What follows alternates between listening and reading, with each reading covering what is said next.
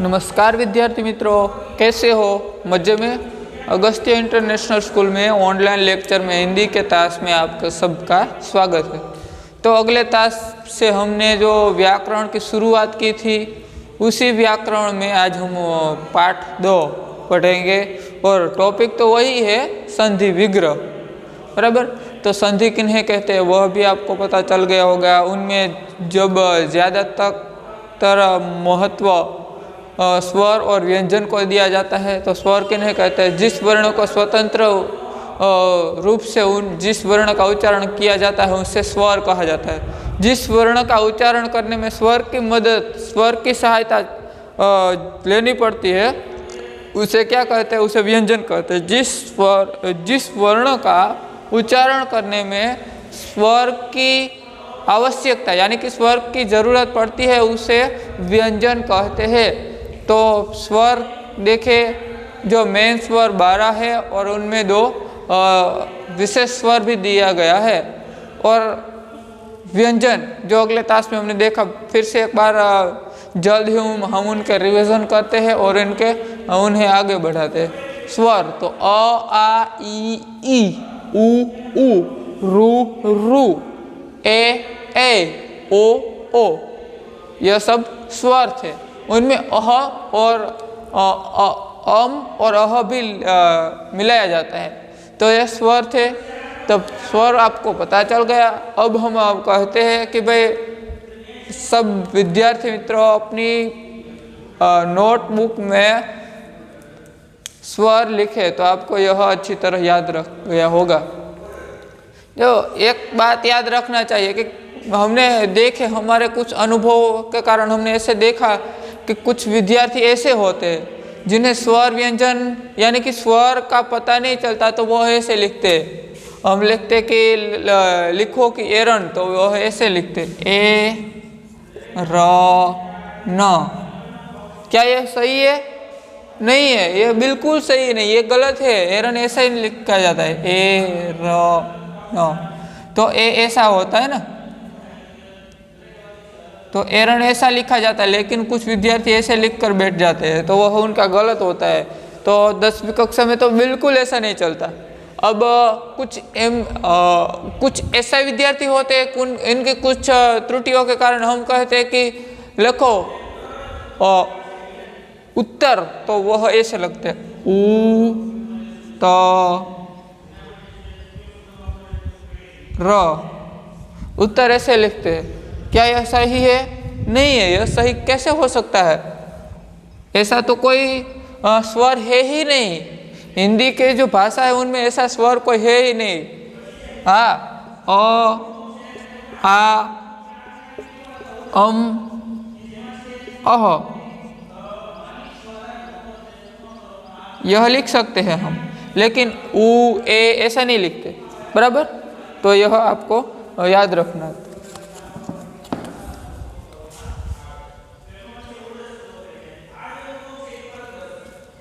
तो स्वर देखे, स्वर के स्वर कितने थे? तो यह 12 स्वर मेन थे। अ, आ, ई, उ,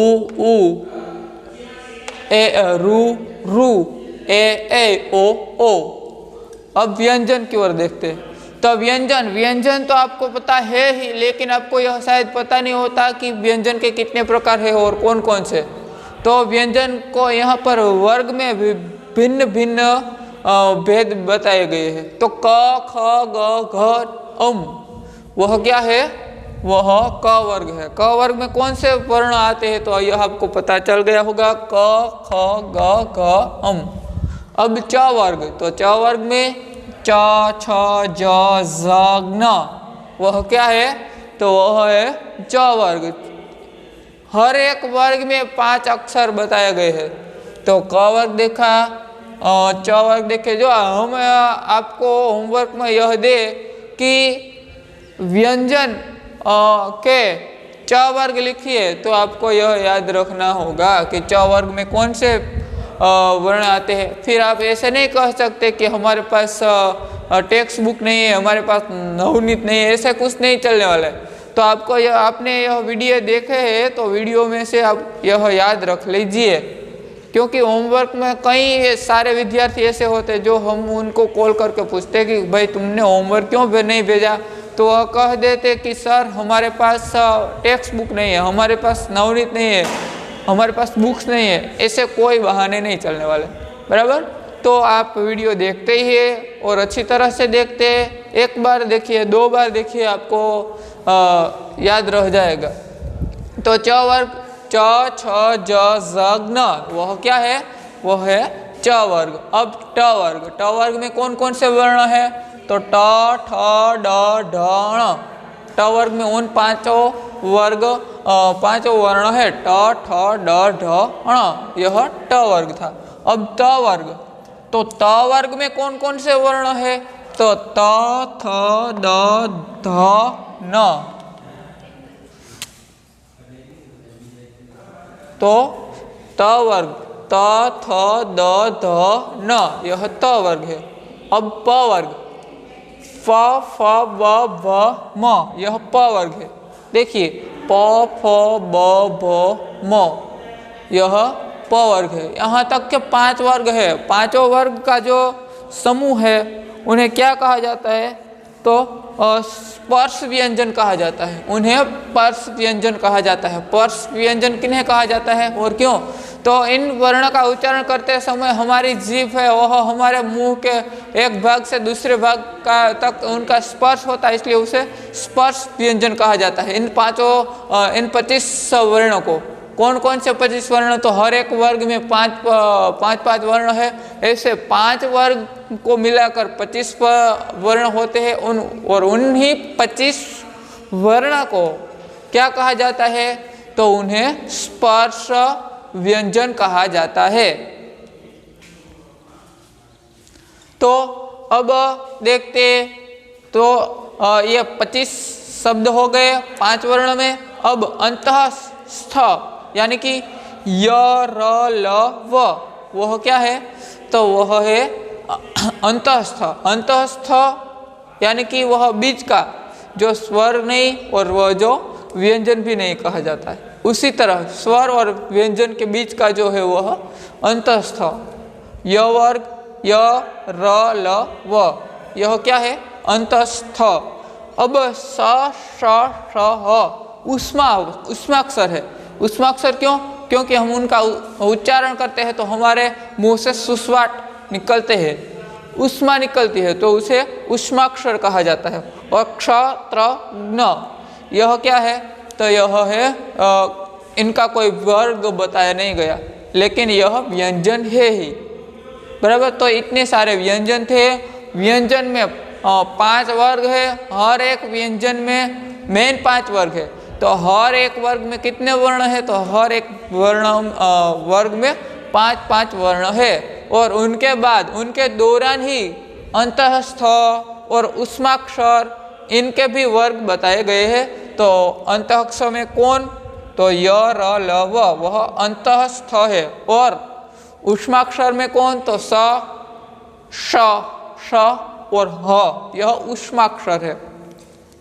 तो यह हमने व्यंजन भी देखे। अब स्वर के प्रकार देखते हैं। स्वर के मेन 3 प्रकार है। कौन कौन से 3 प्रकार, तो ह्रस्व स्वर, दीर्घ स्वर और संयुक्त, जो दोनों के बीच का हो उन्हें संयुक्त कहा जाता है। तो ह्रस्व स्वर कौन कौन से है, तो अ ई उ रू, यह ह्रस्व स्वर है। अ ई उ और रू, 4 वर्ण कौन से स्वर में है, तो यह है ह्रस्व स्वर। याद रखिए ह्रस्व, जिन्हें गुजराती में આપણે ह्रस्व कहिए, दीर्घ कहिए तो ये ह्रस्व, बराबर। तो एમાં કોણ છે, તો અ ઈ ઉ અને રૂ, તે ह्रस्व છે। दीर्घ स्वर में आ ई उ रू, आ ई उ रू, यह क्या है, वह दीर्घ स्वर है। अब संयुक्त, ह्रस्व भी हो और दीर्घ भी हो, उसे क्या कहते, तो संयुक्त स्वर। तो बाकी बच्चे संयुक्त स्वर में है, जैसे कि ए ओ अम अह, यह क्या है, संयुक्त स्वर। तो आपको यह आपके सामने यह सवाल आ जाए 10वीं कक्षा के आप एग्जाम देने जा रहे हो और हिंदी के पेपर में यह आ जाए कि स्वरों के प्रकार बताए, तो आपको यह पता होना चाहिए कि स्वर के मेन 3 प्रकार है, ह्रस्व स्वर, दीर्घ स्वर और संयुक्त स्वर। ह्रस्व स्वर में अ, ई, उ और रू। दीर्घ स्वर में आ, ई, उ, रू। और संयुक्त स्वर, तो संयुक्त स्वर में ए, ओ, अहम अने और अह, अम और अह। इस तरह थे यह संयुक्त स्वर। तो स्वरों के प्रकार भी देखे। अब व्यंजन के प्रकार देखते। तो व्यंजन के पहला प्रकार जो है वह क्या है? स्पर्श व्यंजन। कौन सा है? तो 25 अक्षरों का जो वर्ण व्यंजन है उसे क्या कहते हैं? तो क से लेकर क वर्ग से लेकर प वर्ग तक, यानी कि क से म तक का जो व्यंजन है उसे क्या कहते हैं? स्पर्श व्यंजन कहते हैं। स्पर्श व्यंजन क्यों? तो स्पर्श व्यंजन इसलिए कि उनका उच्चारण करते समय हमारी जीभ हमारे मुंह के भीतर एक भाग से दूसरे भाग का स्पर्श करती है, इसलिए उसे स्पर्श व्यंजन कहा जाता है। और दूसरा प्रकार है अंतःस्थ। अंतःस्थ क्यों? तो वह व्यंजन और स्वर के निकट का है, इसलिए उन्हें अंतःस्थ कहा जाता है। और तीसरा प्रकार है व्यंजन का, वह है ऊष्माक्षर। तो ऊष्माक्षर क्यों? तो इसे ऊष्माक्षर, ऊष्माक्षर में कौन कौन से शब्द आते हैं, कौन कौन से वर्ण आते हैं? तो स, श, स और ह, उसे ऊष्माक्षर कहा जाता है। तो ऊष्माक्षर में क्यों कहा जाता है? क्योंकि उनका उच्चारण करते समय हमारे मुंह से सुस्वाट यानी कि एक प्रकार की ऊष्मा निकलती है, इसलिए उन्हें ऊष्माक्षर कहा जाता है। अब क्ष, त्र और ज्ञ, इनका तो कोई प्रकार नहीं बताया गया, लेकिन फिर भी वह क्या है? तो वह व्यंजन है।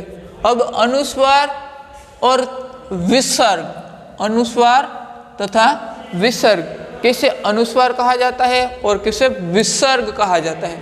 अनुस्वार जिनके ऊपर जो यह चिन्ह लिखा जाता है उसे अनुस्वार कहा जाता है, जैसे कि और विसर्ग जिसके पीछे जो यह चिन्ह लिखाया जाता है उन्हें विसर्ग कहते हैं। तो अनुस्वर का उच्चारण मम और न की तरह होता है। जैसे कि अनुस्वर, ये देखिए कि यहाँ अनुस्वर कौन कौन से रूप में दिखाया गया है और कौन कौन से स्वरूप, उनको भेदने से कौन कौन सा स्वरूप निकलते हैं। तो देखिए यह अनुस्वर है, इन्हें अनुस्वर कहा जाता है। तो गंगा, तो उनमें कौन सा वर्ण छुपाया है? तो न, गंगा એટલે तो न वर्ण छुपाया है। चंपा, तो उसमें म, उनमें म आधा है, इसलिए म वर्ण है, वह अनुस्वर है। अनुस्वर यहाँ है। चंपा, तो वह म आधा है। अंत, तो उनमें कौन सा आधा वर्ण है? तो न, अंत। तो अंत ऐसे भी लिखते हैं हम, अंत। तो यह जो न आधा है वह विसर्ग यानी कि अनुस्वर है। तो यह अनुस्वर है। अंत, वंश, अंश, तो यह सब अनुस्वर है। आपको अब पता चल गया होगा कि अनुस्वर किसे कहते हैं। तो देखिए इस जो ऊपर चिन्ह लगाया गया है उसे अनुस्वर कहते हैं। जैसे कि गुजराती में આપણે કહીએ ને કે જેની માથે જે મીંડું હોય એ અનુસ્વર કહેવાય, બરાબર। હવે તમારે એવો પ્રશ્ન પૂછાય કે અનુસ્વર કોને કહેવાય, તો તમને તત્કાલિક ખબર પડી જવી જોઈએ કે આ જે મીંડું છે એ અનુસ્વર છે, બરાબર। તો અનુસ્વર છે એમાં અડધો મ છે, અડધો ન છે અને અમ પણ છે, બરાબર। તો તે ગંગા, તો એમાં અડધો ન છુપાયેલો છે। ચંપા, તો એમાં અડધો મ છુપાયેલો છે। અંત, તો એમાં અડધો ન। હંસ, તો એમાં અડધો વંશ અને હંસ, તો એમાં અડધો ન છે, બરાબર। તો આ હતો अनुस्वर। तो अब विसर्ग का उच्चारण करते हैं। अनुस्वर का उच्चारण देख लिया, अब विसर्ग।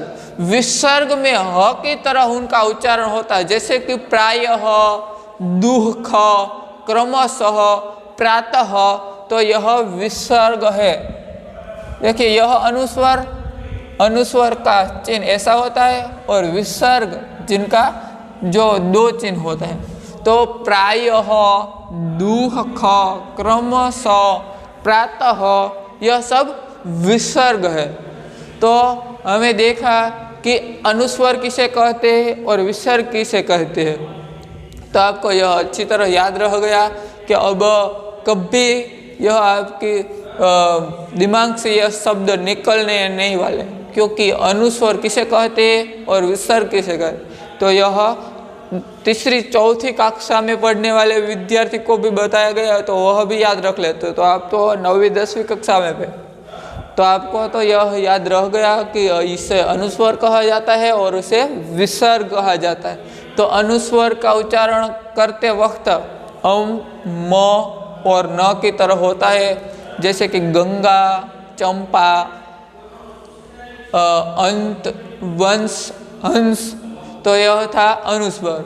विसर्ग, विसर्ग का उच्चारण अ की तरह होता है, जैसे कि प्रायः, दुख, क्रमशः, प्रातः।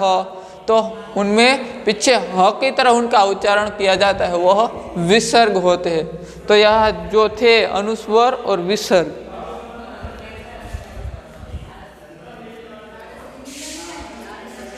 तो आपने देखा कि यह क्या है, तो यह विसर्ग कहा जाता है। अब हम कुछ आगे बढ़ते तो स्वरांत, स्वरांत शब्द, स्वरांत यानी कि जिसके पीछे स्वर होता है, जिनका अंत स्वर से होता है, उस स्वरांत कहते हैं। जैसे कि हम बोले तो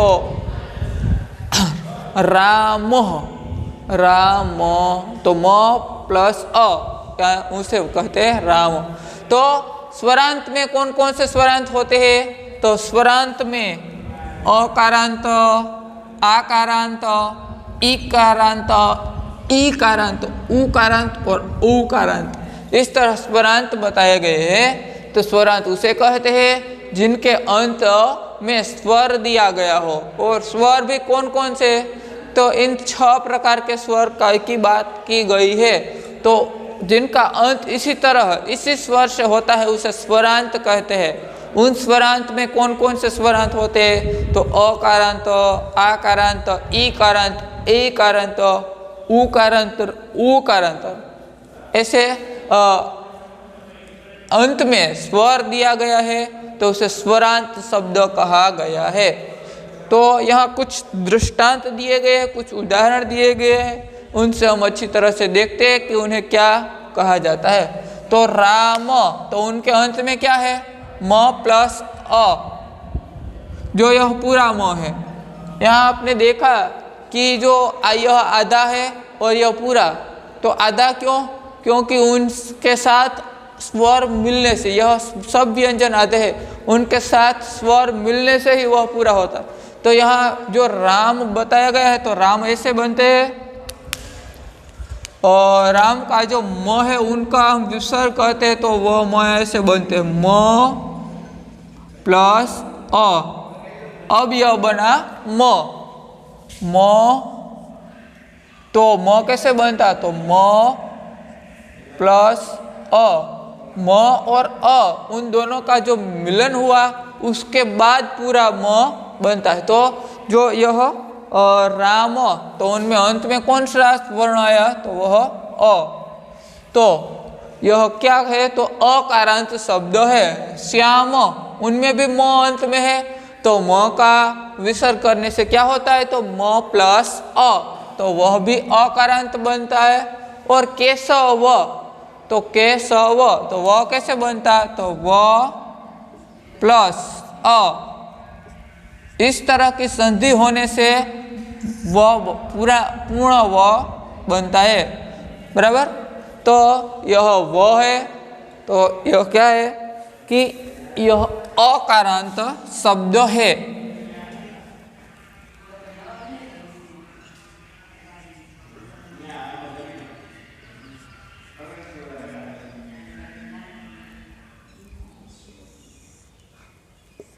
अकारांत शब्द दिया गया है।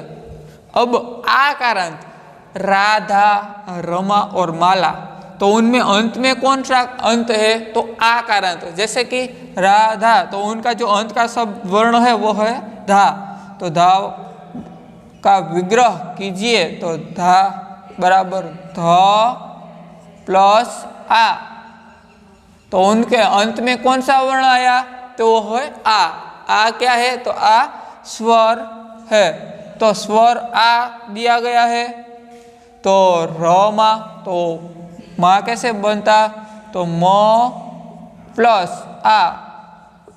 उसी तरह माला, तो ला कैसे बनता, तो ल प्लस आ। इसलिए हम कहते हैं कि वह क्या है, तो आकारांतर शब्द है। तो यहाँ देखते ध प्लस आ, इससे आकारांत होता है, इसलिए कहते हैं आ का आकारांत शब्द है। अब ई कारांत, ई है लेकिन वह ह्रस्वई है। तो ह्रस्वई गति, तो गति कैसे बनते हैं, तो उनका जो अंत का शब्द ही लिया जाता है, जिनसे जो, क्योंकि हमारा टॉपिक ही है स्वरांत शब्द, तो अंत ही लिया जाता है। तो गति, तो ती कैसे हुआ, जो यह ह्रस्वती है, तो ह्रस्वती कैसे हुआ, तो त प्लस ई, इससे अंत में ई आया, इसलिए ई कारांतर कहा जाता है। गति, मति, रवि, वी कैसे हुआ, तो व वी बराबर व प्लस ई, तो अंत में ई आया, इसलिए ई कारांतर कहा जाता है। तो यह वर्ग कौन सा है, तो ई कारांतर।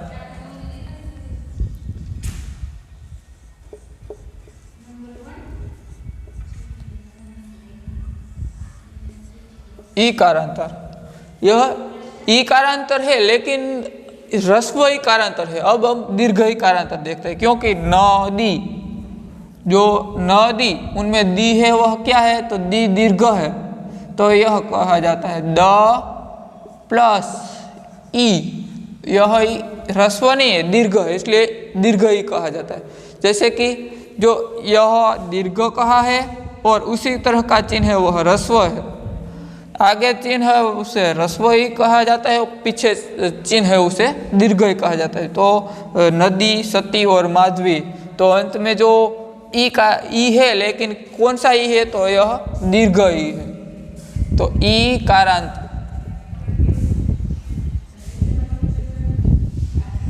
ई कारांत, और अंत का जो ई है वह दीर्घ ई है। अब भानु, तो न भानु, तो न प्लस उ, ह्रस्व उ है। तो भानु, तो नु कौन सा हुआ, तो न, यह ह्रस्व उ कहा जाता है और यह दीर्घ उ, यह ह्रस्व ई कहा जाता है और यह दीर्घ ई। इस तरह का है वह ह्रस्व ई कहा जाता है, और इस प्रकार का है वह दीर्घ ई कहा जाता है। इस प्रकार का उ है वह ह्रस्व उ, और उसी प्रकार का उ है वह दीर्घ उ। तो यह भानु, धेनु, गुरु और बिंदु सब में उ कारांत है। तो उ कारांत,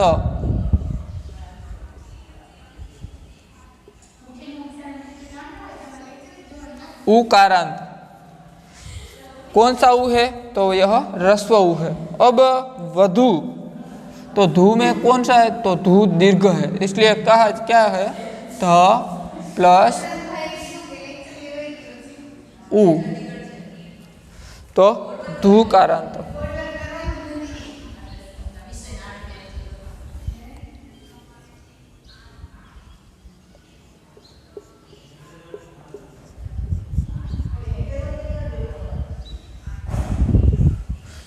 देखा आप, याद को आपको यह अच्छी तरह से समझ में आ गया होगा कि जो अंत में अ लिखा है, अ दिखाई नहीं दे रहा है, लेकिन म के साथ अ है, उसे अकारांतर कहा जाता है। जैसे कि केशव, तो उनको हम बोलते हैं, उनका उच्चारण करते हैं, तो राम, तो म प्लस अ, तो अकारांतर श्याम, तो म प्लस अ, तो वह भी अकारांतर। केशव, तो व प्लस अ, तो यह भी आ रहा अकारांतर। राधा, तो ध प्लस आ, तो आकारांतर। रमा, तो म प्लस आ, तो और आकारांतर। माला, तो ल प्लस आ, अंत में क्या है ल, ला, तो ल प्लस आ, तो आकारांतर शब्द वर्ण बना। तो अब गति, मति और रवि, तो उनमें क्या है, तो ई कारांतर है। ती, ती और वी, यह सब दीर्घ रस्व है, इसलिए ई कारांतर, लेकिन रस्व ही है, यह रस्व ही है और यह दीर्घ है। तो नदी, सती और माधवी, उनमें क्या है, तो दीर्घ ई कारांतर है, इसलिए ई कारांतर कहा जाता है। और यह रस्व उ और यह दीर्घ उ। तो भानु, धेनु, गुरु और बिंदु, यह सब उ कारांतर है, लेकिन रस्व उ है। वधु, तो उनमें जो इस तरह का उ दिया गया है वह दीर्घ उ कारांतर है। बराबर। तो आज के लिए हमारा इतना व्याकरण काफ़ी, हम अगले तास में मिलेंगे और उसमें हम स्वर के जो प्रकार, संधि के प्रकार, स्वर संधि के प्रकार और आगे और कई सारे प्रकार भी देखेंगे। तो आज के लिए इतना।